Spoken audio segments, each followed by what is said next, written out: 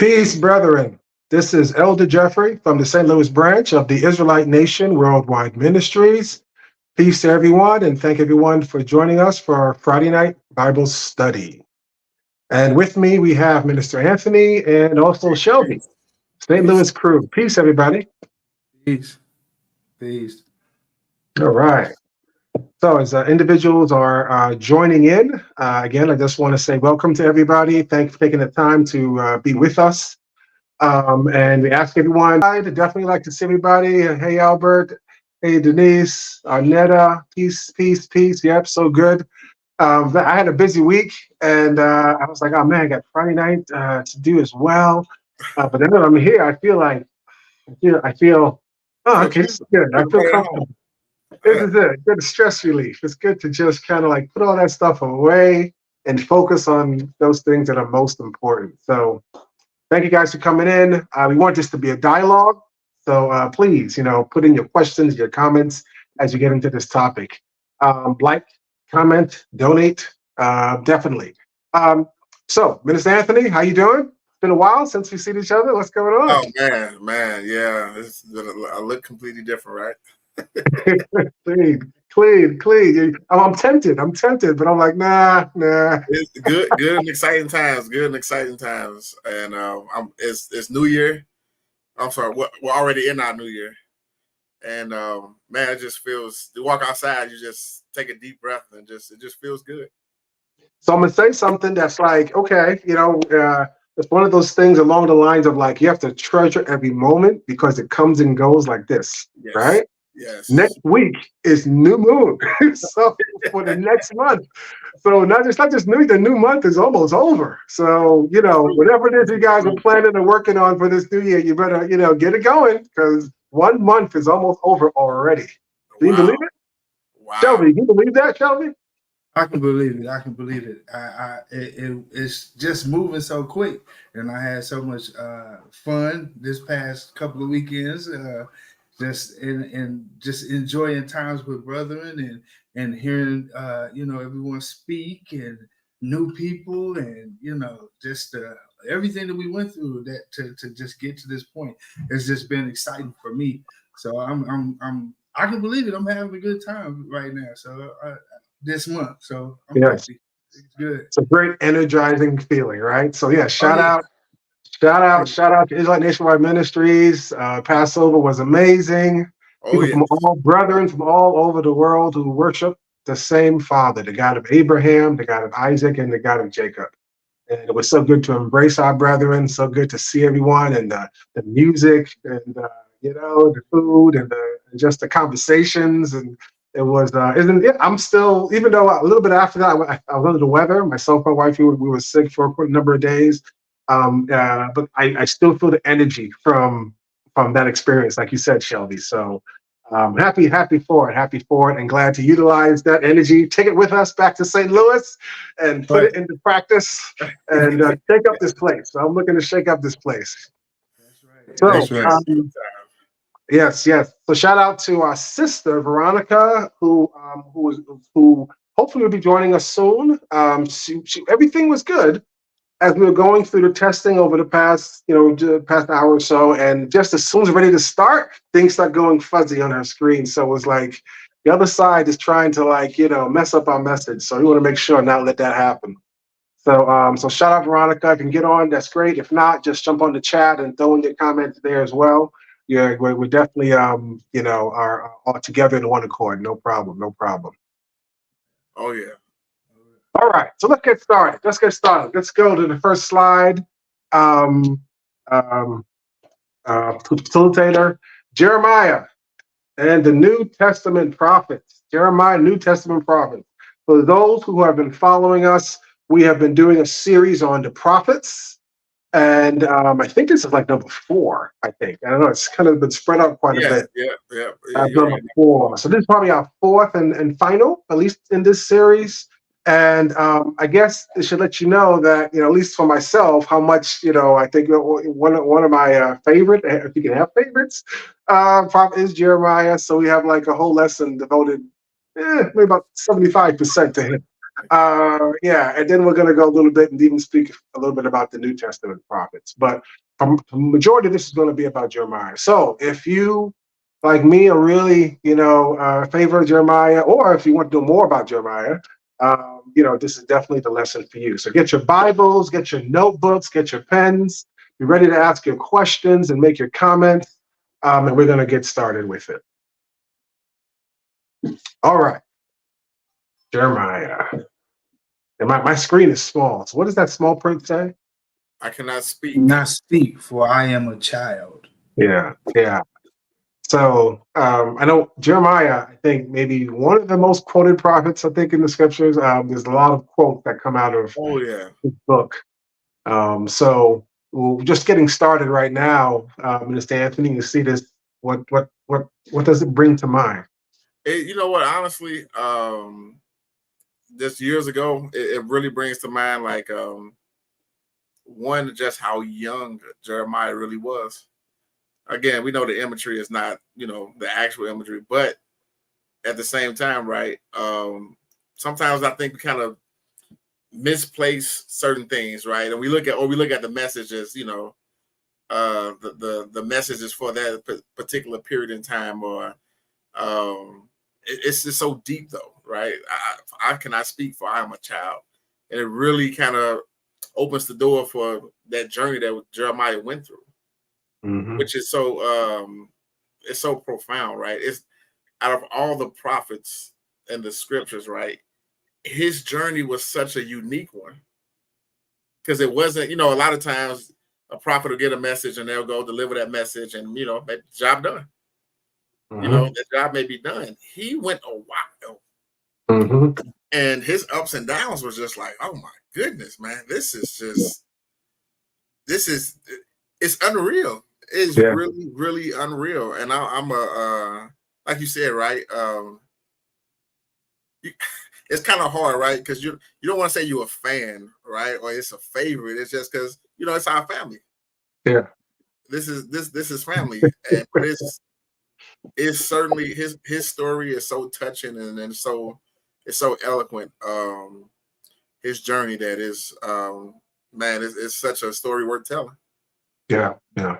There's a lot to it. How about yourself, Shelby? What are your thoughts on Jeremiah? Before coming to the nation, did you have perspective on it, and do you have a different perspective on it now, or what is that like? I'm glad you asked that. I had no idea about Jeremiah, even being a child before coming to Israel. I had no idea. It was like reading the story for the first time. Actually reading the book, of Jeremiah was like, wow, the God of Israel chose a kid and it's not the first time, but this time it was just something special about it. Like he said, and we'll get to it, just how long he said he's known him. Like, I know you at this point in your life before you even knew your life. And I think so getting into it and learning about that was just magnificent to show us how the God of Israel works, and how deep that is. It's just he's dealing with us even before we know he's dealing with us, and so learning that about Jeremiah and him being a child, and just listening to the things that the God of Israel is pouring out. And I think the first time that I heard something about Jeremiah, it was actually a lesson you did, a Friday night lesson you did, Elder Jeffrey, about Jeremiah. And I was like, what? The God of Israel is actually, these are human feelings, right? Like, he's actually has emotions, and he's asking questions. So, he's pleading, even. So I think that's coming to Israel. Yeah, absolutely. Yeah, no, it is. I think, and that's a part of it, right? Is this video froze? Is it me? Okay. No. I thought first, video was froze. We back. Okay. No, yeah, for me, Shelby is a little frozen. Yeah. Okay, but can you guys hear me okay? Yeah. Hey, we gonna rock it. We gonna rock it. Okay, all right. I want to make sure. All right, good. So Jeremiah, definitely, there's a lot here. We're going to go into it as much as possible with the high notes.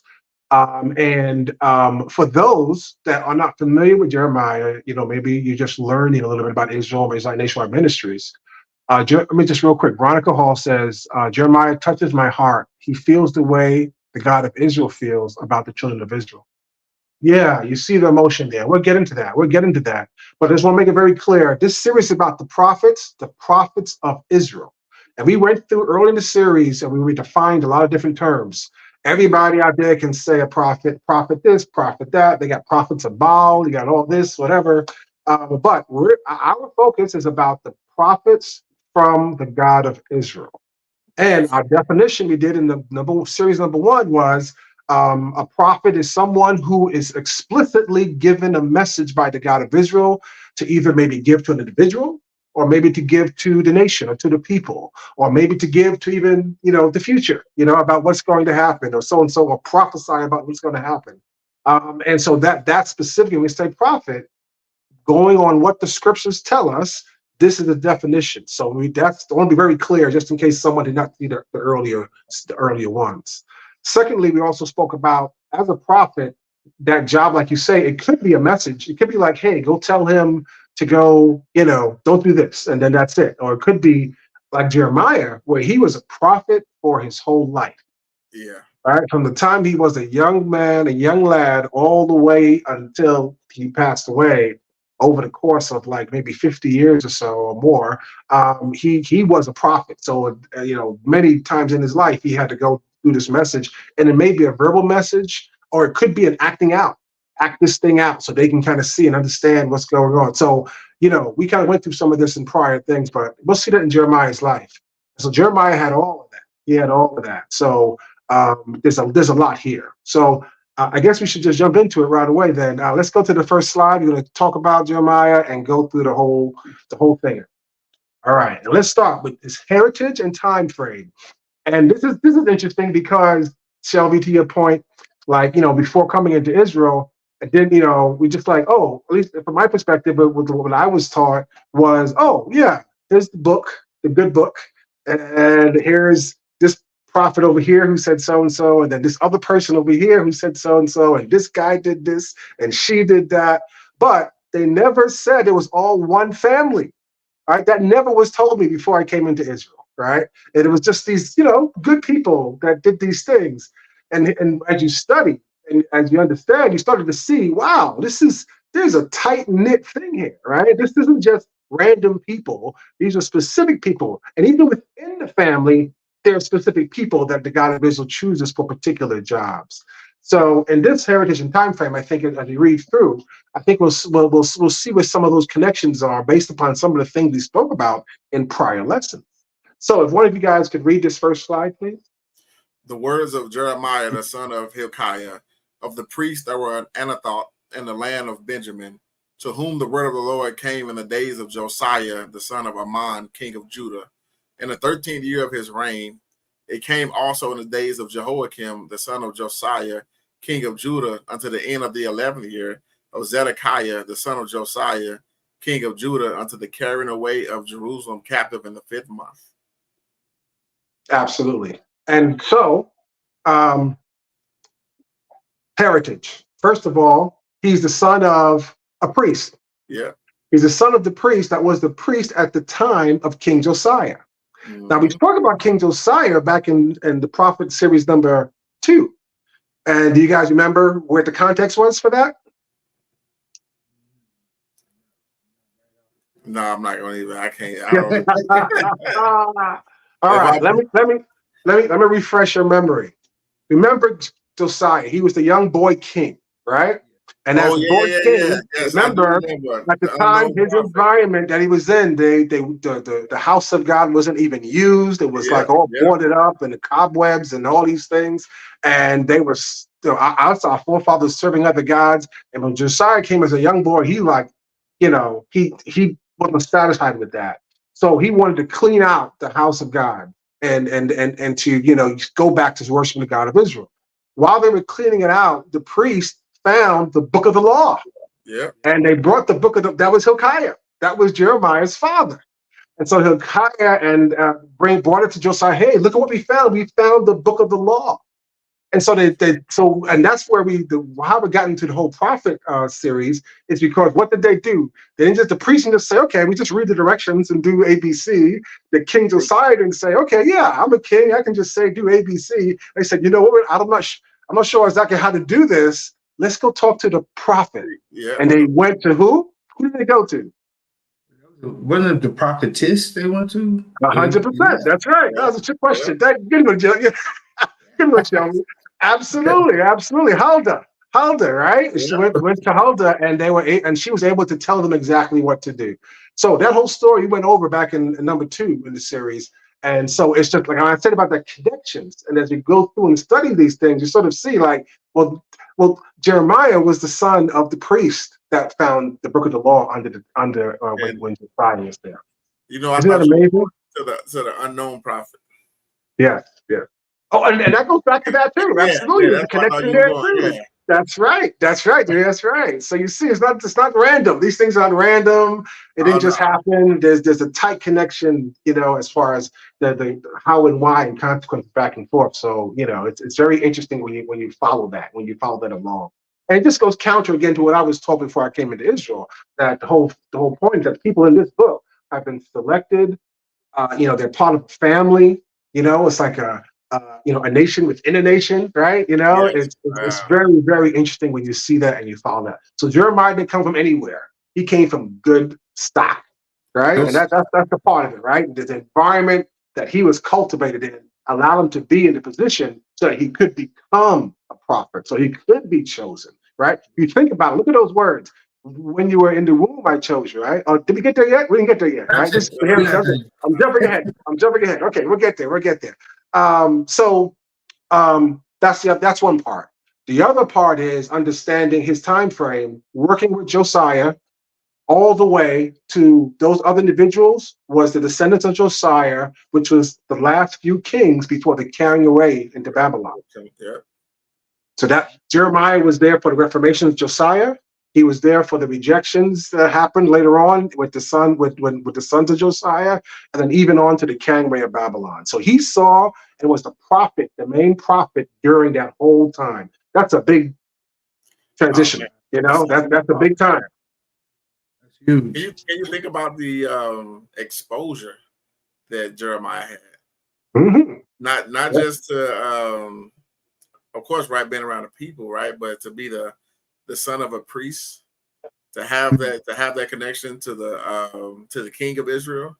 Mm-hmm. So even before you're chosen to do anything, right, you have such insight. It really reminds me of almost in the context of Moses somewhat. I know it's a little bit definitely a bit different, absolutely different. But then looking at the structure of Israel, though, that is such it fits. If you looked at this on the surface, right, and you didn't know any of the backstory, and you would say, who would you pick to be a prophet? Mm-hmm. You would, of course. Yeah. Who else but him? Yeah, that's right. And he was so he's there while as a young boy, but he's still there during that time observing all these things. You can imagine the training he's getting, the experience that he's getting, right? From his father and from the environment and from Huldah, right? All of them that are there. And so much so that when Josiah died, it's not a slide, but if anybody wants to, I'm reading 2 Chronicles 35:25. 2 Chronicles 35:25. And this is at the death of Josiah, right? He died on the battlefield. When he was wounded on the battlefield, they brought him home and eventually he died. So when they died, and this is Jeremiah lamented for Josiah. And all the singing men and the singing women spake of Josiah in the Lamentations to this day, and made them an ordinance in Israel. And behold, they are written in the Lamentations. So he was there from this hope of Josiah, this king that's going to make these reformations, all the way to his passing, and when it was a sad point, and then watching the nation just go. We won't have time to go into details, but from his son to the replacement of his son, just them going. When they say he replaced Josiah as king, and then he did evil in the sight of God, like that. That's what he was up against. Although he's trying to teach them and tell them, hey, listen, we need, the God of Israel is going to come and punish us. That's Jeremiah. He's trying to ward off what is going to happen. And that was his job as a prophet. Trying to warn the people, like this is coming. Yeah. But that's a lot of things from a young age, right? To see all of your dad is a priest, then you being trained by a prophet, or not trained, but you're learning what a prophet does. Mm-hmm. Plus the responsibility that you had to take on as a prophet for the God of Israel, which we know how important that is, and how so many people didn't want to be prophets. So we know it was a lot to that. I can only imagine being that age or being that young and just wanted, like, wow, that's a big responsibility. For sure. I enjoy it though. I enjoy his story. I can't wait. Let's go. So that's where we're starting. That's where we're starting to get into the meat and potatoes yet. This is where we're starting. This is his task. It's so if you guys want to sign up for this, let me know. But this is where we're at. All right, let's start next slide and let it unfold. And someone read that, please. Before I formed thee in the belly, I knew thee. And before thou camest forth out of the womb, I sanctified thee. And I ordained thee a prophet unto the nations. Then said I, Lord God, behold, I cannot speak, for I am a child. But the Lord said unto me, say not, I am a child, for thou shalt go to all that I shall send thee, and whatsoever I command thee shalt thou speak. Be not afraid of their faces, for I am with thee to deliver thee, saith the Lord. Then the Lord put forth his hand and touched my mouth. And the Lord said unto me, behold, I have put my words in thy mouth. See, I have this day set thee over the nations, over the kingdoms, to root out and to pull down and to destroy and to throw down and to build and to plant. Amen. Amen. Very clear, right? Again, going back, we talk about prophets that did a lot of different jobs, right? There are teachers, there are evangelists, there are preachers, there are, healers, and they're prophets, and they're different and distinct. And again, we're talking about prophets for the God of Israel, which are chosen by the God of Israel, gives an explicit instruction to do something or say something, to someone else, or to prophesy, about the future, so on and so forth. All right, so it's not a feeling. It's not a like, I just figured out some scriptures and I'm a prophet. That's not how it works in Israel, right? That's a very distinct job that someone has as a prophet, an important job that they have. And so that's one. The other piece, that very first line, before I formed thee in the belly, I knew thee. And before thou camest forth out of the womb, I sanctified thee. And I ordained thee a prophet unto the nations. Again, that's a definition for a prophet. The God of Israel ordains who a prophet. No one goes and applies for a job. God of Israel, can I be a prophet? It's not like that, right? The God of Israel chooses his prophets for his people, what they need to do. Amen. Amen. So one of the things that I see, and it just really irks me a lot, see it outside a lot, and I just want to call this out. So a lot of people take our book and our story and use it for all sorts of things. They go in and create whole nations. They go and create all different philosophies. They go these words and create and oppress people. They do all, they do all types of things like that. And so when someone reads that first line, sometimes they will say, "Oh, he's talking to me," right? He's talking. Oh, yeah, he chose me from the womb. It's like, Israel, we don't do that, right? We don't. Our elder always taught us from the very beginning, Israelite 101. Israelite 101.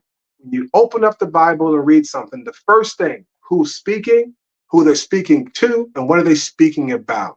Once you get clarity on that, then you can sort of break from it and see, okay, how do I apply? Does it apply to me? Who does it apply to? Maybe I can get some morals out of it or something out of it, and all types of things. But don't just jump into it and think you're in the middle of this story. You know what I'm saying? You're totally distorting it and becoming narcissistic and your perspective when it comes to this. It's not speaking, to you in that way.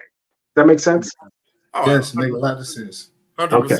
100%. Especially, you have to know what I'm saying. Have you come across that before? Oh yeah, especially, given the context, right? That's the That's that open a book and turn to any chapter without understanding. I don't know who Abraham is. I don't know who Isaac is. I don't know who Jacob is. If you don't know who those three are, then nothing in this book is gonna make sense. Right. It will not make sense. You open up the book, like you said, and you read those words. You have no context. Right. What's the context, right? What is a prophet's job? And if you don't know that part, then you won't understand anything else. So I heard that a lot, though. I do see that that verse repeated. You know how people have those verses of the day and repeat, they say, "I'm special," because it's like, you're not special. You're special, especially when we say it, right? I think it stings the most because it's like you are, but you don't realize how special you are. Not in this context, though. Right. Not from this context. Yes. Now, I think that even before coming to Israel, of course, I saw things, but like Minister Anthony just said, it wasn't until I really sat down and was being taught and studying and Bible study that I started to learn these things along the way about Abraham, about Isaac, about Jacob, and then you could really understand what is meant by these phrases, or like you said, it's built around this family. It's not just something you can pick up and just choose. I choose this, and so just going off of that, you are special, but like you said, it's the contents that they miss. They miss that part. Maybe. I don't know. They do authority. I don't know. Exactly. That's all.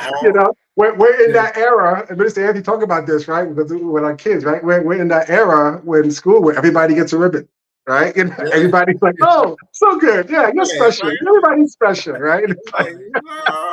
No, maybe. I don't know. If everybody's special, nobody's special, right? So I didn't go on that tangent. I'm sorry, I didn't go on that tangent. Let's get back to. So I want to bring it out, and that's all right. So we put it to bed. Let's talk about Jeremiah. So Jeremiah is special, right? So he was chosen from the womb, right? This is his job that he was given by the God of Israel. He said, there's no question about what I want to be when I grow up, right? None of that stuff, right? This is who you are. I chose you.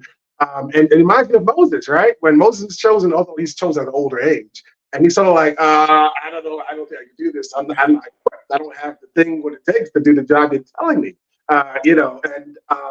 it's in a similar thing, like don't say you're a child because I'm gonna put my words in your mouth and you gotta go and do what I say. So so I don't know. I think it's very powerful, in the sense. Obviously, Jeremiah, like any human would be, even with his training, even what he's seen, he's in that circles with the priest and the king and all those various things. Even though what he's seen, still. Very, very scary. But he has the reassurance. Like, it's not like I think or I hope or whatever. I read it in the scripture somewhere from the mouth of the God of Israel, with him even touching his mouth to say, I'm with you. Imagine how empowered you would be with equipped with that, I'm scared, but that will never leave my mind. I am with you. So yes. The words that you go and speak or these are not your own words. That's the part when you think about the whole entire book of Jeremiah, take that into context and really let it settle in and think about that these words that were being spoken, these were not words that just happened to pop into Jeremiah's head. Right. No, absolutely. And Veronica Hall says the God of Israel prepared the womb for Jeremiah and protected him in the womb before he was born or thought of. We serve a mighty and powerful God of Israel that loves us that much. Preparation, right? Always from the beginning. And the whole, his mother and father had no idea what this little boy would become, and that's why we treasure our children so much as our nationwide ministries, right? That's why we have our culture. We have, the boys being circumcised and named on the 8th day and offered up, and we protect them spiritually, right? Even now in this modern day, we don't cut their hair until a certain time because we want to make sure as much as possible in this polluted world that we can protect them, because who knows, this could be the next prophet of Israel. Right, this could be the person, the vessel that's chosen in order to relay messages from our Father, not in the not plainly. The God of Israel said, "This is what we need to do." Oh my goodness. I could not so if but beautiful. when, right? I can't wait until that. And so we do our best to make sure that we create that type of environment. That's so All right. beautiful. So he's chosen. He comes from great stock. The environment he's in is rough, right? Let's see. So it says, you're so right, Elder Jeffrey. This is about a family of people and their lineage. If you don't know the people, look up the land they lived in, which is Benjamin's connection to the 12 tribes connection. Jacon. Yes. Okay. Yes, for sure. Benjamin, 12 tribes, absolutely. One of the 12. So this is where he is, this is where he's from. Now the question is, what is the message? All right. So it's like, okay, you've empowered me. Okay, I'm scared. What is the message? So if you go through the book of Jeremiah, like I said, it's a lifetime of messages. Yeah, and what we read in Jeremiah is a very small synopsis of everything that he did in his lifetime, right? It spans, again, remember, it spans over like 4 kings' reignings, right? All the way from Josiah, even past the carrying away in Babylon. It's even after that. So he's long life, a lot of stuff he had to do in each of those points. But the very first thing we get into is one of my favorite chapters in the whole Bible is Jeremiah chapter 2. And my words, I have no one my words, someone that's not Israelite Nation or my ministries thing, whatever, just for me, I've affectionately called this chapter the love letter from the God of Israel. And it's so before it starts with the condemnation, you guys, let's read it and let's see, and you understand why I would call it that. All right. So let's go. Let's go to the next slide, please. And I'll start this. So this is the message. One of the first messages the God of Israel is giving to Jeremiah. Jeremiah chapter 2, starting verse 2. And he's telling Jeremiah, go and cry, right? Don't speak, right? Go and cry in the ears of Jerusalem, saying, thus saith the Lord, I remember thee, the kindness of thy youth, the love of thine espousals, when thou wentest after me in the wilderness, in a land that was not sown. Israel, not the world, Israel was holiness unto the Lord, and the first fruits of his increase. All that devour him shall offend, evil shall come upon them, saith the Lord. Hear ye the word of the Lord, O house of Jacob, and all the families of the house of Israel. I'm going to pause there for a second. I don't know if I'm doing it any justice, but what do you feel in those first few lines of this message that Jeremiah is giving to the children of Israel? You're hitting it. You're hitting it. That first line, I don't know why I can hear my grandmother. I can hear my grandmother as we got older, right? And you had family that go off astray and do things that's not good, right? I can literally hear my grandmother say, the kindness of your youth. Like, this is like I know from the infancy stages. Yeah. I know you. I know how kind you are. Yeah. I know the love, right? I know how you were searching for me. Like, oh man, yeah. It's emotional. It is for sure. It is very, very emotional. So how many of you guys have been in love? How many of you guys have ever been in love? Oh yeah. Ever been in love? Ever been in love? Right? Okay, I'm not gonna put you guys on the spot, but just reflect back to those moments when you guys first met and when you guys first started to, connect with one another, and you guys first started to feel that, wow, this is different than anything else I've ever felt before. This is like, I mean, you didn't plan it probably, you didn't know whatever, but somehow or another, wow, this is amazing.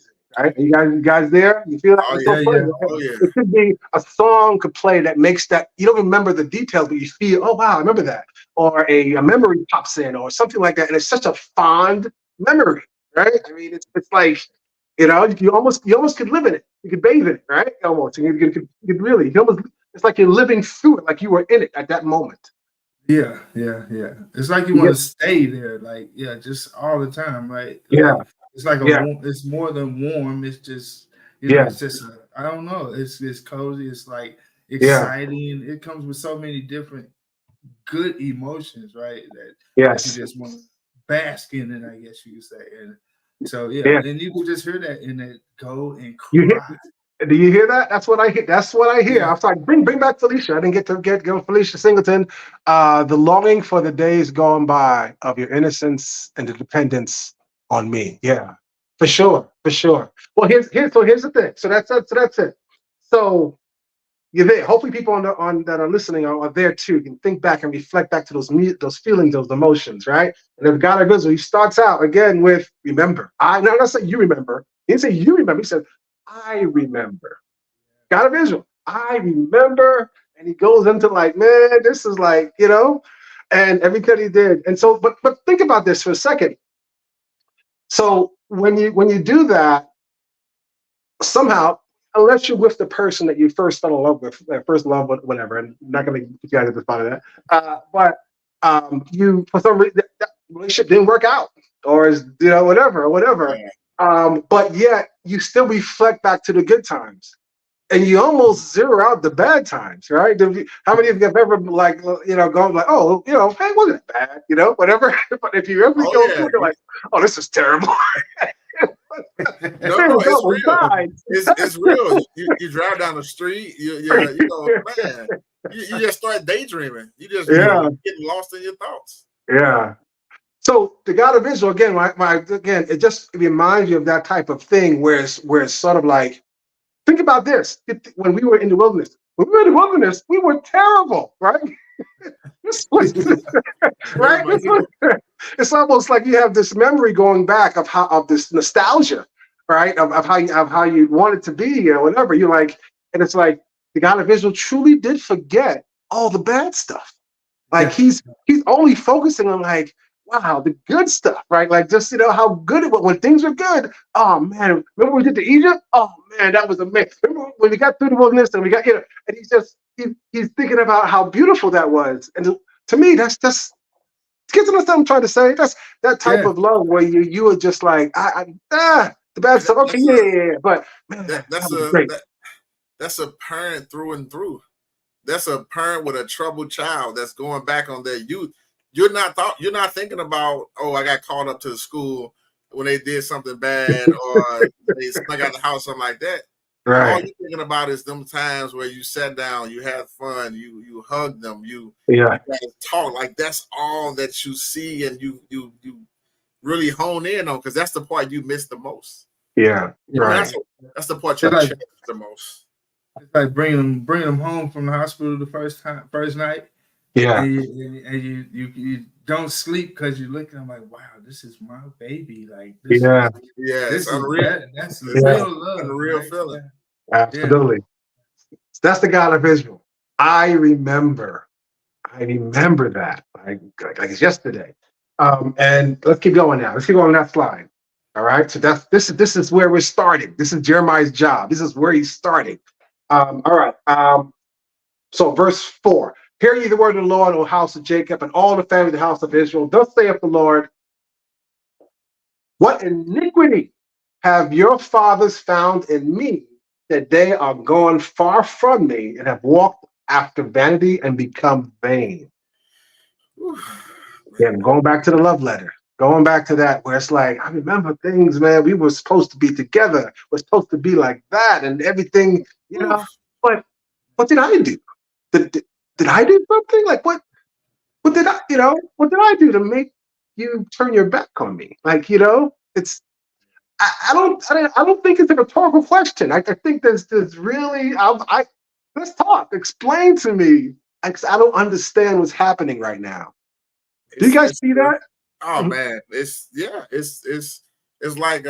like being cheated on. Yeah. And Not like. It's not like. you all right. You're Yeah, getting cheated on, and you go and you're taking care of everything that needs to be taken care of, right? You're making sure that the household is taken care of. Everybody has what their needs, but all of a sudden your partner decides to do this, and all you can do is question everything about your character.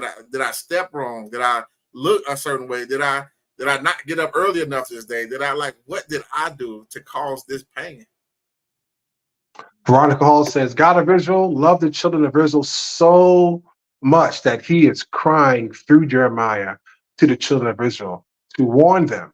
And the children of Israel mean everything to him. And this is true love. Amen. Put seven in there. That's true. Seven's in the chat for that. Seven's in the chat for that.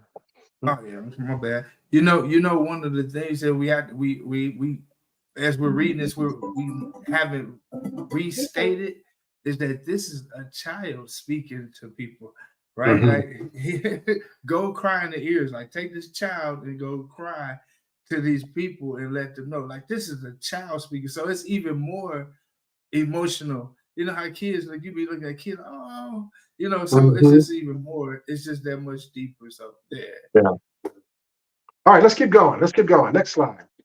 It's not over. So what iniquity have they found in me, right? And he continues on. Neither said they, where is the Lord that brought us up out of the land of Egypt, that led us through the wilderness, through a land of deserts and of pits, through a land of drought and of shadow of death, through a land that no man passed through and where no man dwelt.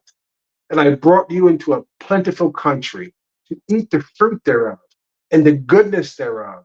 But when ye entered, ye defiled my land and made my heritage an abomination. The priest said not, where is the Lord? And they that handled the law knew me not. The pastors also transgressed against me, and the prophets prophesied by Baal and walked after things that do not profit. Ooh, you feel the pain? Oh my goodness. And disappointment? It cuts so deep. It cut It many angles, to even look at from this. Even when you look at the inheritance of the land, right? Before we was even given it, and how he sanctified it. Specifically for us. Before we step foot, it was sanctified. And it's like you turned it into an abomination. Like, oh my goodness. Oh man. Like, it hurts. It hurts even reading this. It does. Honestly, it's no joke. Absolutely. Yeah. Like, it hurts to know that we did this. To the creator of heaven and earth. Man. Yeah. That's deep. It's not over. It's not over. Next slide. After all of that, wherefore is God of Israel, I will plead with you, saith the Lord, and with your children's children will I plead. For pass over the isles of Chittim and see, and send unto Kedar, and consider diligently and see if there be such a thing. Has a nation changed their gods, which are yet no gods? But my people have changed their glory, for which does not profit. Be astonished, O ye heavens, at this, and be horribly afraid. Be very desolate, saith the Lord, for my people have committed two evils. They have forsaken me, the fountain of living water, and hewed them out cisterns, broken cisterns that can hold no water. Man, that's a lot. That's I mean, it's just so much when you think of people can change. I mean, you can't say the people because we are the people, right? So it's like we exchange our glory, we exchange our God, our glory for things that don't profit. Like, just think about that. Just having him, you know, when you read the stories and you hear about how he fought our battles and you know, made sure we ate in the wilderness, we drank water in the wilderness, he took us from slavery. You think about all these things, and it's like we trade that in for another God. Like, I think you talked about it before in another series of, like, how do we get to that point? Like, how do we just get back to that point of forgetting all of those, you know, those baby moments, like we in love, like, because when he was saving us, we was in love. We loved the God of Israel. But then all of a sudden, there's nothing. We go back to doing the same things or things that we do, and it's kind of like we got to work harder to not do those things again, like moving forward. But yeah, it's a lot. Look at the imagery. Look, I mean, they forsook the fountain of living water, a broken cistern that can hold no water. We literally are poisoning ourselves.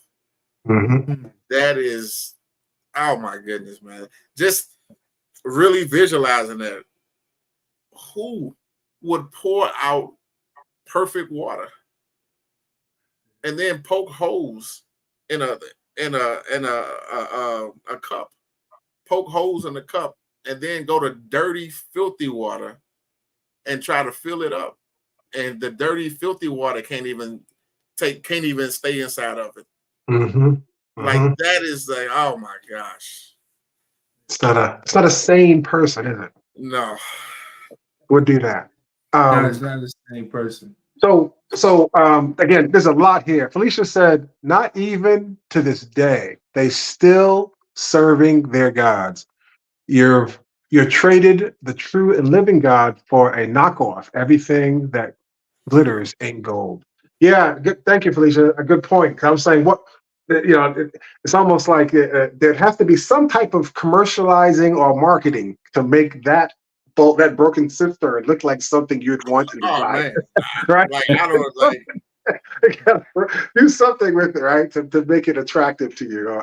Because again, we could. There's a lot here. You can go deeply into any of these slides. We could spend a whole hour really dissecting and getting deep into it. But I just wanted to kind of at least get this is the starting point. This is just Jeremiah 2, right? This is the starting point. Yeah, that's true. But he's laying it out. He's laying it out. But there's the foundation, and then we kind of go from there. So, two things out on this slide. The words are very deliberate. The God of Israel pleads with us.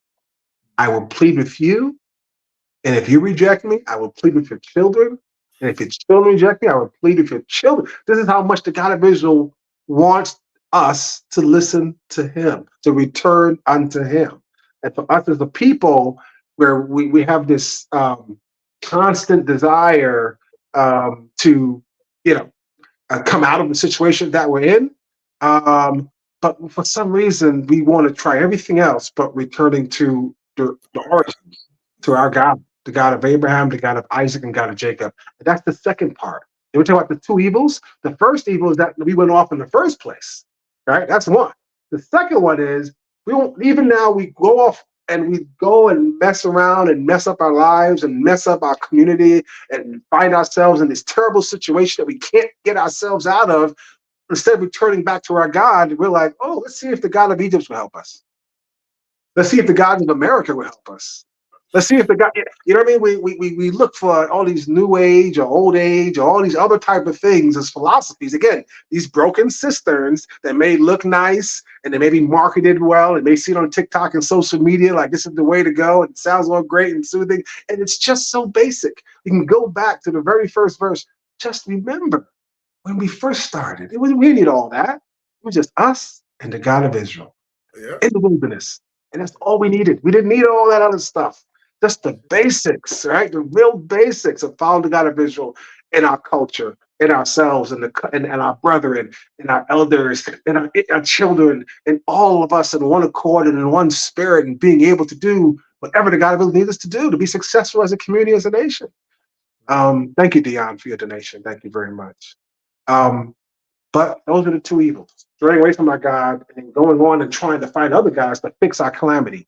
And I'm so thankful for the Israelite nation, worldwide ministries, and any of you guys out there who are searching for the truth, for us as a people, even for you in your life. This is the place to be, because the only thing that we're championing is returning to our God, the God of Abraham, the God of Isaac, and the God of Jacob. Full stop. All right, let's keep going. Keep going. Next slide. Last slide in this love letter. He continues on. Is Israel a servant? Is he a homeborn slave? Why is he spoiled? In vain have I smitten your children. They receive no correction. Your own sword has devoured your prophets like a destroying lion. O generation, see the word of the Lord. Have I been a wilderness unto Israel, a land of darkness? Wherefore say my people, we are lords, we will come no more unto thee. Can a maid forget her ornaments, or a bride her attire? Yet my people have forgotten me, days without number. Why trimmest thou thy way to seek love? Therefore hast thou also taught the wicked ones thy ways. All right. It's just, again, by itself, this could be a full-blown, Oh man. you know, 3 hour lesson to really dig deep into it. But I hope you guys can connect. If you guys are seeing are with us, please don't even see the sevens. So you guys, if you guys are with us and kind of understand the groundwork that we're laying, this is the message. And of course, other messages all along the way, but it's the foundation of the message that Jeremiah was telling over and over and over and over and over again. I mean, how can you even call yourself an Israelite? How? Like that name alone, like, oh man, yeah, you're right. We could dive into that. And, all right, I think they get the message. All right, let's keep going. Next one. Next slide, please. We did that one. Next one, yes. So just real quick, and that's one of the words that just pop out of me, where the God of Israel again pleading. And what is pleading? One of the definitions that summarized was there. What is pleading? Anybody can read that. Pleading, ask in an intense emotional way to beg. The God of Israel pleads with us in so many ways. Let that sink in for a second. God of Israel. God of Israel pleading with us to return unto him. So you change out that word plead and put to he's begging us. Yes. Yes. That's crazy. Not my word. Not my word. This is the words the God of Israel gave Jeremiah to tell her. Pleading. So if you want to identify with some of in first person with some of the things that you read, identify with that, right? The God of Israel is pleading with you for you to return to him. Start there. if you want to person. Exactly. All right. Let's keep going. Next slide. So that's the love letter, I call it. Do you think, am I overstating? Is that, do you understand why I call it love letter? Oh, yeah, yes. Oh, yeah. Yeah. All right, so let's keep going. Different ways, like we said for the prophet, a lot of different ways that the God of Israel sends a prophet to deliver a message, right? And you would go through the book of Jeremiah, numerous speeches, and he would tell them, go to Jerusalem in the city, by the gate, and give them the message. Go to the temple in Jerusalem while they are praying, give them the message. Go to the king's house, go to the city, go here, and he's all different ways where he's preaching and saying some variation of what we just said, a lot of variations we said. So as a prophet, their job has different ways of giving that message. And so here's another way, right? Learn by example. Could someone read this slide? This is from Jeremiah 3. Verse 6. The Lord said also unto me in the days of Josiah the king, hast thou seen that which backsliding Israel had done? She is going up upon every high mountain and under every green tree, and there hath played the harlot. And I said, after she had done all these things, turn thou unto me, but she returned not. And her treacherous sister Judah saw it, and I saw, when for all the cause whereby backsliding Israel committed adultery, I had put her away and given her a bill of divorce. Yet her treacherous sister Judah feared not, but went and played the harlot also. And it came to pass through the lightness of her whoredom that she defiled the land and committed adultery with stones and with stocks. And yet for all this, her treacherous sister Judah had not turned unto me with her whole heart, but occasionally saith the Lord. So that's kind of in the timeline of that we are King Josiah of Judah, and then we have Jeremiah as well. We're talking about, the nation has been split. And at this time, Israel, the northern kingdom, has already been taken away. Yeah. And so the God of Israel here through Jeremiah is saying, listen, you guys know your history, right? That's not like us where we don't know who we are. They know the history, go all the way back. You guys know what happened to Israel not too long ago because they stopped following the God of Israel. They were carried away, removed from the land, right? In the northern kingdom. And yet you saw that. I love the terminology, treacherous, treacherous sister. You saw it happen to your sister. And didn't that convince you? You saw the example, right? But why wouldn't that convince you? Like, hey, this is our God is not going to be merciful forever. Look at what He did to our sister. Like, shouldn't that put you on the right path? What do you guys think of that? It's I don't. You know what? It honestly, it seems like one of those things where it's just like, man, what are they doing?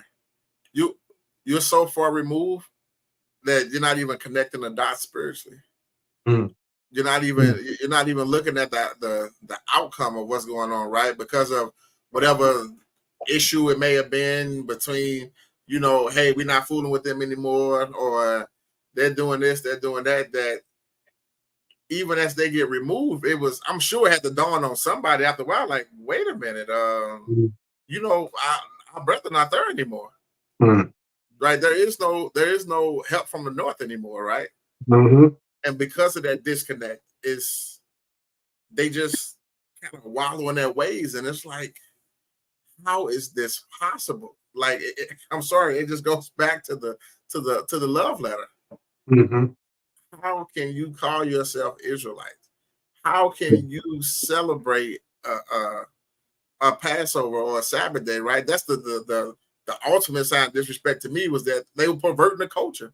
Mm-hmm. It's one thing if they just completely put everything away, change their name, and just said we're going to do something different. They still had the temple and still doing things. They just was doing it for other gods. Mm-hmm. Like, that to me is just like mind blowing. Yeah. Like, again, there's no excuse. There's absolutely no excuse for anybody, especially in that situation. You know who you are. And that's why we read history because we want to learn from it and understand these are people just like us and making decisions just like us, and we don't want to be motivated by the same things that they were. And like you said, I think part of the mindset is that distant, like you said, where it's like, oh well, we're better than them, right? They rebelled against Solomon the son, so yeah, I guess that's not us. So, but that could put you in a false sense of comfort, right? It's almost like us, looking back at our forefathers in the scriptures, just to ourselves and saying, them, how could they do that? How could they do that? Well, I guess, yes. I'm dissing myself like, no, that's us. That's us. We got to make sure there's no and make separation. sure our There's thing no is separation. secure. Otherwise, we're going to be just like that as well. It's very, very much so. We got to accept the good as well as the bad. 100%, 100%, and we gotta, it's serious, and we gotta take it seriously, right? So, let's keep going. We got a few more things to go, and so that's an example. Trying to go by example. Environment. Can someone read this one slide? Another way the God of Israel is trying to plead with us, and like, hey, here's my love letter. Hey, look at what happened to your sister. By example, another one. Look at your environment. Someone please read this. That you want to read that? Go ahead. No, you got it. You go ahead. Oh, that my head were waters and my eyes a fountain of tears, that I might weep day and night for the slain of the daughter of my people.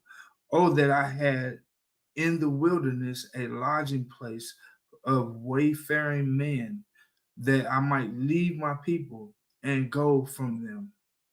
For they be all adulterers, and an assembly of treacherous men, and they bend their tongues like their bow for lies, but they are not valiant for the truth upon the earth, for they proceed from evil to evil, and they know not me, saith the Lord.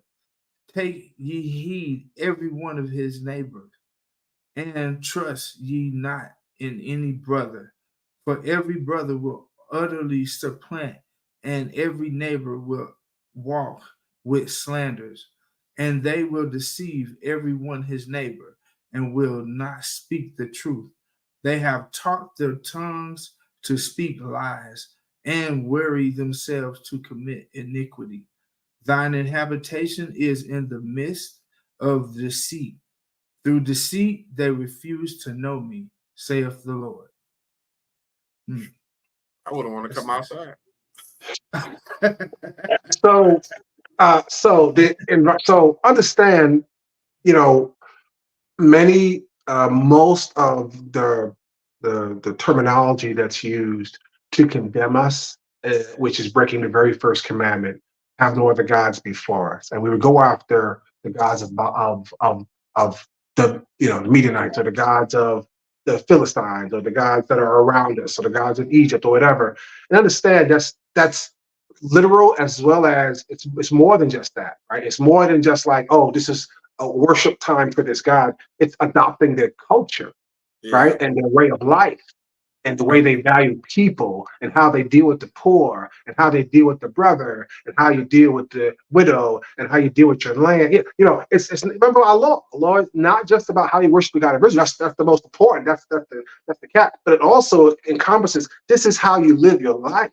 This is how you structure your community, based upon these principles, the God of Israel in the center. Now, if we deviate from the God of Israel, we're also deviating from all of those things. And our communities reflect that. There is no, there is no allegiance to one another, right? This is about get me, get mine, and whatever I can get, I can get. You know what I'm saying? That's when I read this, I'm like, this is our community to the T. This is how many people say, oh man, I can't wait to get out of here. These folks don't know how to act. I can't, this is our community. This is what Israel has become. It's become the ghetto. It's become the hood. I mean, I want to get out of here. I want to go live someplace else, because I can't trust these people. They're not educating my kids. They're shooting us in the street, not even outside, inside. You know what I mean? You understand what I'm trying to say? So again, this is Jeremiah speaking another, words on the love letter, an example of what happened to your sister, your treacherous sister. And look at the environment. Look at where you're living. Look at what's happening around you. Why can't these things be clues? You need to return to the God of Abraham, the God of Isaac, and the God of Jacob, your first love. That's where the answer lies. Yes. Amen. Amen. We just all right. All right. I think Veronica had a comment that went away. I think that was Eureka. Oh, Eureka. Oh, sorry. Hey, Eureka. There is nothing new. 100%. Nothing new under the sun. It's the same message. The same message. Yeah, this is totally Jacob today. For sure. Absolutely. Absolutely. All right. Let's keep going, guys, because we got some more to do. Next slide. So the other piece, we talk about this in the prophet, has many ways that they are to relay the message. Many ways they relay the message. Another way of relaying that message also is acting out. And Jeremiah was one of the prophets throughout his life. He had many jobs to do. Oh man! Many jobs that he had, and these are still more than this. This is just, I didn't want to fill up the thing. We're going to get to these, right? But Jeremiah 13, it talks about the linen girdle. And Jeremiah 18 talks about the potter and the clay. And these are things where he would have to actually do something, go and make something, or go and take something and do an action to it, and then shall tell the people, this represents, so and so and so and so. Yeah. So it's all these things that he had to do, where he had to act out to convey the message that the God of Israel had for the children of Israel. So I'm thinking maybe we can pick one, and I can really even summarize it. Maybe which one you want to do? If I remember correct, with Jeremiah 27, make the year. Put it. It has something to do with the prophet Hananiah as well. Absolutely. Again, please read it. But because of time, we want to kind of get through this. I'm not going to read it. But please read any of these. Take a snapshot and read through these, and just see what Jeremiah had to do. This is the job that he had to do, not just preach, but also do some of these things. So, guys, we can chime in. Jeremiah, one of the things he had to do was go to the king, into the court, and put on a yoke around your neck and say, thus saith the God of Israel, this yoke, Babylon is going to come and put this yoke around the neck of Israel, right? I'm summarizing. It's much more poetic when you go read it for yourself.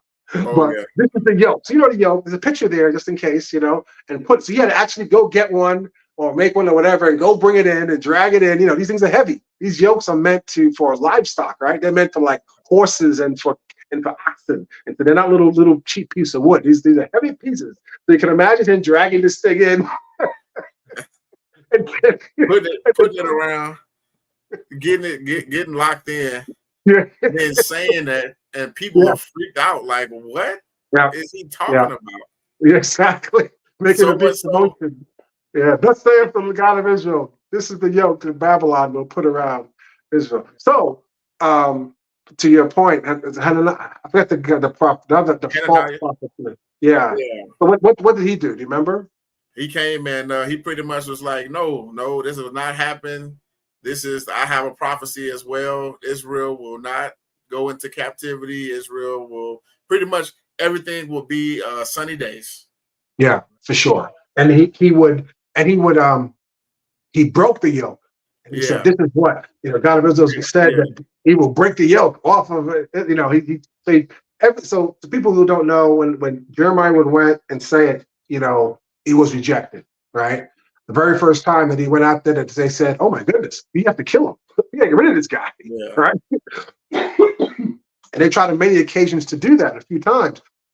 And other prophets, again, not prophets from the God of Israel, but they said they were from the God of Israel, right? False prophets, right? And they would come and say, "No, thus saith the God of Israel, Babylon will never come within these walls of Jerusalem." They would always counter. And of course, the prophets would tell the people what they want to hear. And so, they would rally around the false prophets and try to demise, Jeremiah. So we today look at Jeremiah as, wow, special prophet. But, in his day, he was hated and despised. And they wanted to kill him. And no one wanted to, to be associated with him. Wherever he went. And even toward the end of that story, Hananiah was killed by the God of Israel. Yeah, he said, for touching my prophet, for sure. Yeah, and it was pending to speak for me. Correct. Mm-hmm. So that was always, that story always stands out to me because of that one instance of I'm gonna let the people know. I'm gonna let the people know because they think so much. Are they listening to these guys? We're going to see. For sure. All right, let's keep going then. Let's keep going. So we understand that the consequences we know for the God of Israel pleading and then us not heeding, us going into captivity. And just reading this one, and thou even thyself shalt discontinue from thine heritage that I gave thee. And I will cause thee to serve thy enemies in the land which is thou knowest not, for ye have kindled a fire in my anger, which shall burn forever. So this is the God of Israel speaking. So, right? What they say, there's no greater scorn, there's no greater wrath than someone scorned, right? Yeah. And and so, so we see that. And that part always sticks with me because I think that's what we're living through even today, where we discontinue our heritage. And of course, the heritage of the land, but also the heritage of our culture, the heritage of our birthright. And we suffer and flounder around, from people to people, from time to time, and not. We will never be able to find our way until we return to our God. That's the bottom line. All right, so keep going. Next slide, please. All right. So the response, as we know, to God, we rejected, right? We rejected his message. We rejected his messenger. We know what happened. We were taken away into captivity into Babylon. But I thought it's interesting. If we go to the next slide, please, is that one of the messages, and this is the part with Jeremiah, which is, I don't know, just so, again, really shows the love of the God of Israel. A good portion of his work is not just warning us that doom is coming if we don't return to the God of Israel, but when we even reject him and the God of Israel, he continues to give us love and hope, understanding that yes, the God of Israel is upset at us, and yes, we're going to have to go into captivity, and it's going to hurt, and people are going to die. But guess what? The God of Israel not forget us. The God of Israel still loves us. The God of Israel still needs us. Even during this time, understand that this is going to happen. So one of the stories that he gives is the good and bad figs. And let's read this really, very briefly. Can somebody read that first one? The Lord showed me, and behold, 2 baskets of figs were set before the temple of the Lord. After that, Nebuchadnezzar, king of Babylon, had carried away captive Jeconiah, the son of Jehoiakim, king of Judah, and the princes of Judah with the carpenters and smiths from Jerusalem. And he had brought them to Babylon. 1 basket had very good figs, even like the figs that are first ripe. And the other basket had very naughty figs, which could not be eaten. They were so bad. Then said the Lord unto me, What seest thou, Jeremiah? And I said, Figs, the good figs very good, and the evil very evil, that cannot be eaten. They are so evil. Again, the word of the Lord came unto me, saying, Thus saith the Lord, the God of Israel, like these good figs, so will I acknowledge them that are carried away captive of Judah, whom I have sent out of this place into the land of the Chaldeans for their good. Go to the next one. For I will set mine eyes upon them for good, and I will bring them again to the land that I will build them, and not pull them down, and I will plant them and not pluck them up, and I will give them a heart to know me, that I am the Lord, and they shall be my people, and I will be their God, for they shall return unto me with their whole heart. And as the evil figs, which cannot be eaten, they are so evil, surely thus saith the Lord, so will I give Zedekiah, the king of Judah, and his princes, and the residue of Jerusalem that remained in this land, and them that dwell in the land of Egypt, and I will deliver them to be removed into all kingdoms of the earth for their hurt, to be a reproach and a proverb, a taunt and a curse, in all places whither I shall drive them. And I will send the sword, the famine, and the pestilence among them, so they be consumed from off the land that I gave unto them and to their fathers. That was a lot. That was a mouthful. I don't think we can rush through this. I think we got to take our time with this. I think we'll probably do the new prophets, New Testament prophets have to be another because I want to take time with this one. All right, this is good and bad things. Have you heard of this before? Oh yeah. Okay, Shelby. Hold on. Pride of Israel? No. Let me that's gonna be my measurement. That's gonna be the measuring stick. Pride of Israel? No. I never ever heard of this. So to me, it's counterintuitive, right? All right. The God of Israel loves us. He chose us. Yes. And with our children, he begs at us, please follow me, follow me, follow me. If you follow me, you'll be blessed. If you don't follow me, you're going to be cursed. And one of the big tools of punishment is enslavement, right? That's happened over and over again. It's not a unique case. It just gets bigger and bigger, over time. So now he sends Jeremiah to say, hey, listen, I love you guys. Come on, come on, let's please. I'm going to remove you just like I did to your sister, treacherous sister in north. If you don't return unto me, I'm going to remove you from your land, from the land of Judah, right? If you just return to me, then I'll stop it, right? He says that, and I will stop it. If you just return to me, I will stop it. No, we don't want to hear it. We don't want to hear it. Reject. Okay. Now we say this, but we know in every generation, the God of Israel has said, I always have people that do serve. I know it's written, all the people do this and reject them. All the people wants to destroy Jeremiah. But guess what? There's always a remnant. Every generation, there's always a remnant. There's always some that are doing the right thing. There are some that are really, trying their best, like Jeremiah, right, to follow the God of Israel and even help tell their brethren to do the same, right? That they are there. So here, this is so beautiful. So here, according to what we see here, we have 2 figs that Jeremiah, 2 bags of crates of figs. Yeah. One is really good figs. One is like really bad figs, spoiled figs, right? And so when you look at that, obviously the good figs represent the quote unquote good people who are following the God of Israel. The bad figs are those who are not following the God of Israel. But here's the thing: when the enslavement comes, which set do you think goes into Babylon into enslavement? Now, in me and my feeble mind, my thing is like, well, hey, the ones who are not following the God of Israel deserve to go into enslavement. So let them. Absolutely. I would vote for that, right? Wouldn't you? Oh yeah. I Oh would yeah. vote that the bad I want to figs keep my home. need to go to Babylon, kick their butt, and make sure, because I'm doing the right thing.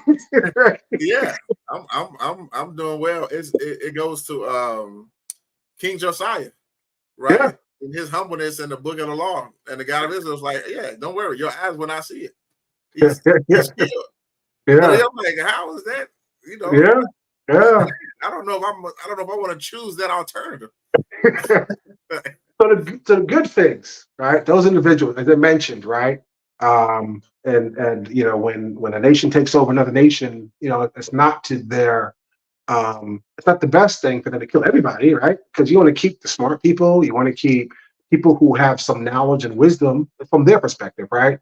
To enhance you and your nation, right? And so the God of Israel, has all these individuals that are sent, the best of the land that are sent, and a part of that, as we know, is Daniel and all those individuals that are there. So the ones that don't go, the ones that are there, that are left behind, and there's a whole other story here. We don't have time to get into the details of it. The instructions were from Jeremiah were stay here in the land, keep it up for the 70 years until they return.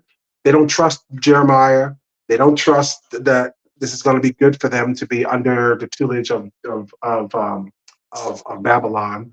So they decide to go to Egypt, and in Egypt they follow the gods of Egypt. And so anyway, so the bad figs end up just totally just drilling away. So we know after the 70 years, we know with Ezra and Nehemiah, the good figs are now there, their children and their children's children are there, and they're ready to come back. And these are the ones that the God of Israel rebuilds with. So it's like not until you see the full circle does it make sense. Because on the surface, it's like, why did the good fig have to go? But it's a plan, because the land had to keep their Sabbaths. The land had to keep their Sabbaths for the 70 years and to get rid of all that pollution so that he could come back and bring these good things back so they could rebuild. And that's exactly what they did. Man, that's so amazing when you think about it, right? Because as things happen, and like you said, in our feeble minds, we cannot comprehend why it has to be done this way or why it needs to be done a certain way. And understanding the God of Israel and his infinite wisdom knows these things, knows how things are supposed to go, right? I would even imagine, even for him to try to illustrate that would be like, it would be incomprehensible. You would. Yeah. But he that tried, right? He tried. This is not, you don't have to try to put it together. He explains to Jeremiah, this is what I'm doing. Yeah, right? He tells Jeremiah, this is what I'm doing. Right? So all that I'm saying, what's so beautiful about our Father and our God, and even again, a part of in Jeremiah, it wasn't just about the condemnation prophet. Do this or you're going to be punished. Do this, you're going to be punished. Even when they don't listen, he's still pleading with us, right? He's still showing, I'm making a way for you, even though you continue to reject me. You know what I mean? So it's that's the beautiful part, What's your thought, Shelby? What's your thought, Shelby? I thought you're taking it all in.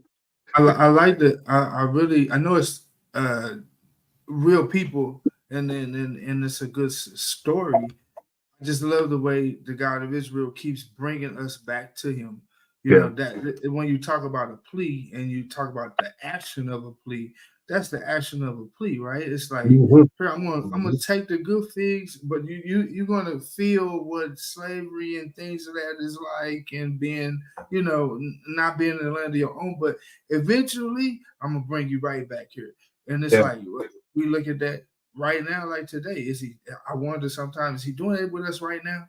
Like, I feel like he is, but it's a real good. It's just a really good story, and it feels good to know that he's never stopping his attempt to bring us back. And it's funny you said that. Let's go to the next slide. And that's a beautiful thing, right? All through Jeremiah, and also not just as about our condemnation and our hard-headedness, but it also is about our redemption.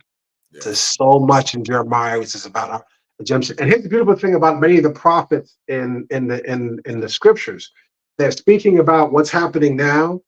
They're also speaking about the prophecy of what's going to happen, like in a few years, like in that case, in 70 years, this is what's going to happen. He also talks about what's going to be happening in the future, like in our day, like today, like in the time of Jesus, like, so all of that is in the message sometimes. And sometimes, it takes another prophet to be able to decipher it. But it's all there. It's all there. But let's go. The next slide. Redemption. Can you read that really quick?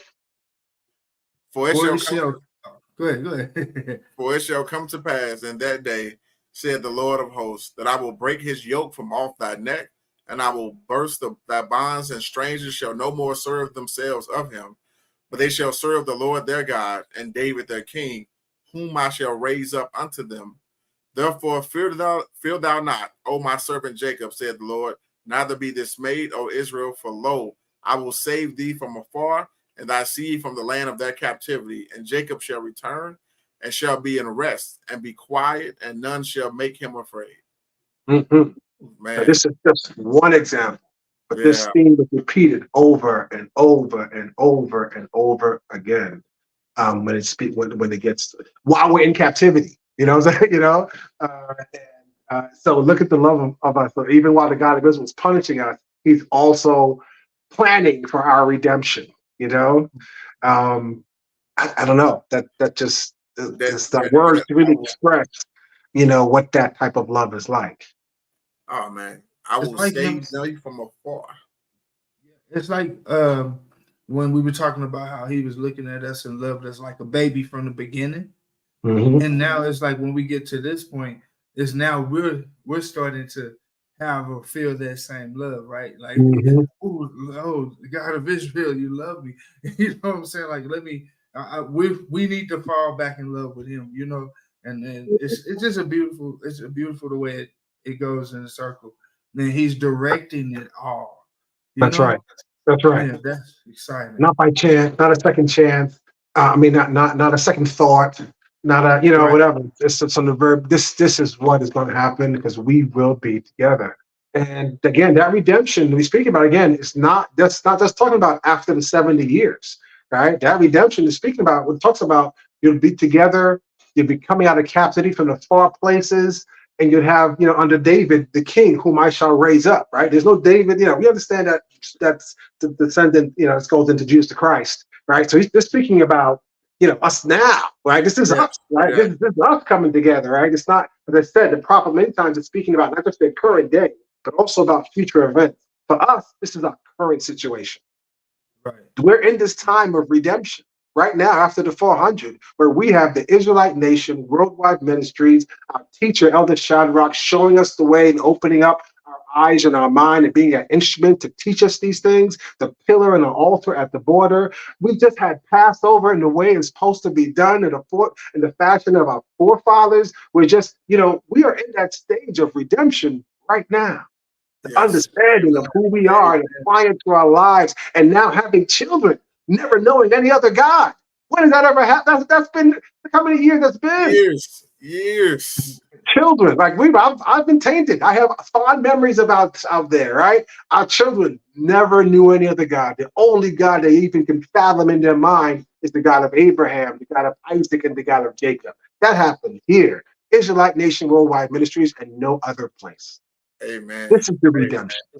This is the redemption. Oof. That's awesome. Next slide. Next slide.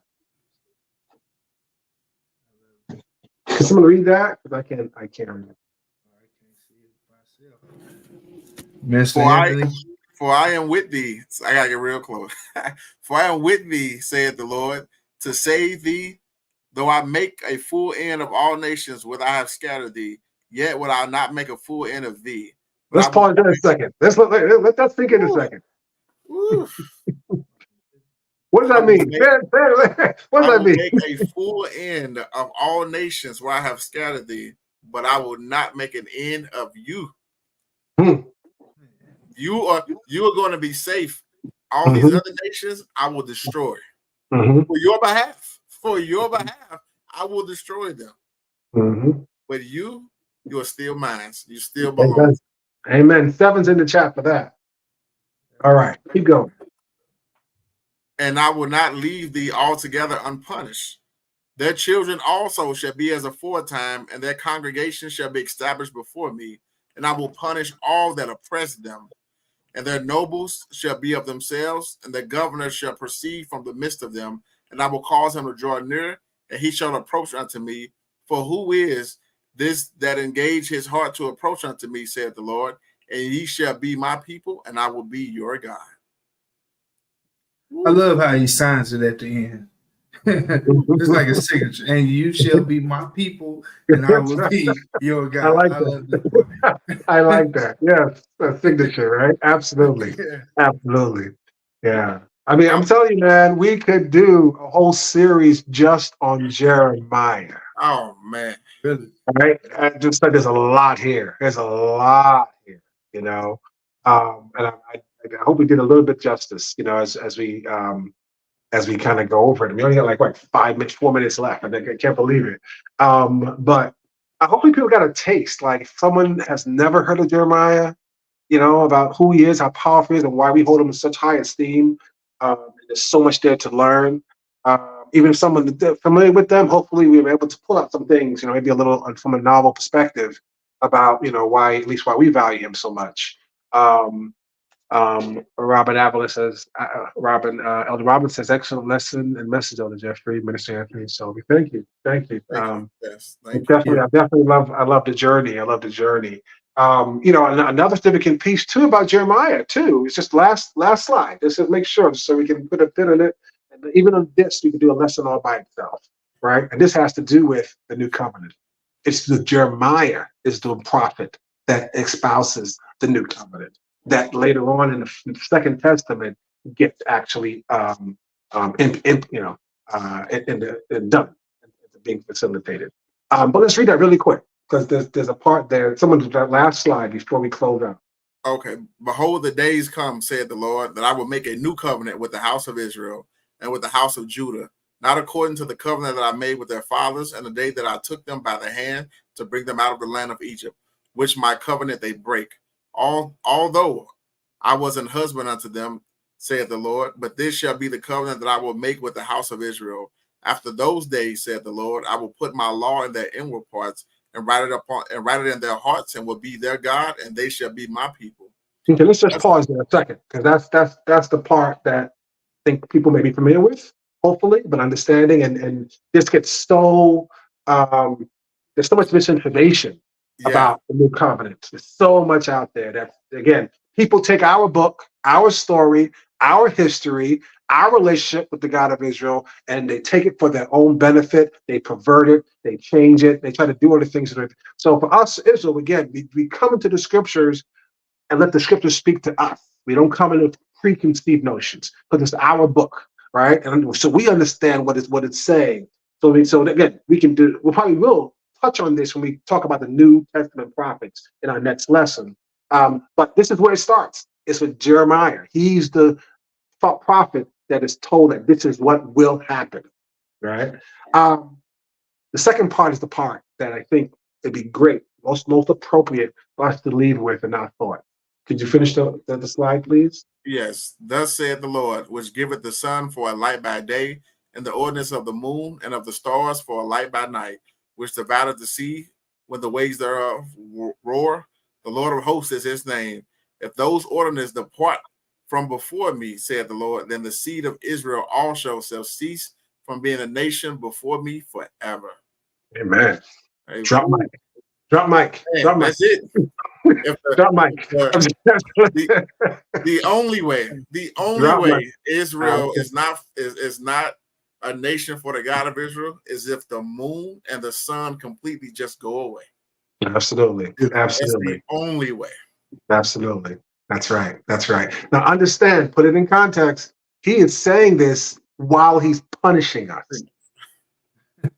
Right. Understand that. He's saying this not when things are going great. He's saying this when he's punishing us. And a part of that is to say, listen, I'm you know how it is. I know I'm beating you, but I still love you. And I still make sure I'm doing it. This is hurting me more than it hurts you. I mean, so again, as much as it's a part of our condemnation, and there are some things here that we probably are ashamed of as a nation, that we would have to put our God through this. To me, I think it also speaks to the love of our God and our Father and His endless mercy that He has for us, and we just don't want to take advantage of that. We want to take it. We don't want to take advantage of that in the sense of exploiting it, right? We want to take advantage of it in the sense of like, let's return to Him and let's really make this work. El Cahoon, as always, a good lesson for returning to our culture and our God and the God of Abraham, Isaac, and Jacob. Thanks all to Jeffrey, Minister Anthony, and Shelley. Yeah. Well, final thoughts and words. This is, I don't know, it was an interesting journey tonight. This is us. This is who we are. No matter how down we may get on ourselves, no matter how our life is going, at the end of the day, if there's one thing we can count on, it's the God of Abraham, the God of Isaac, and the God of Jacob. Amen. Amen. Shelby, any thoughts? Final thoughts? I second exactly what Minister Anthony said, and just hope that we all push forward and keep working towards being the best light or the brightest light that we can be by being obedient. So, Amen. Peace, everybody. Thank you so much. Have a great night. Don't forget to chime in tomorrow for Saturday night lessons as well. Peace.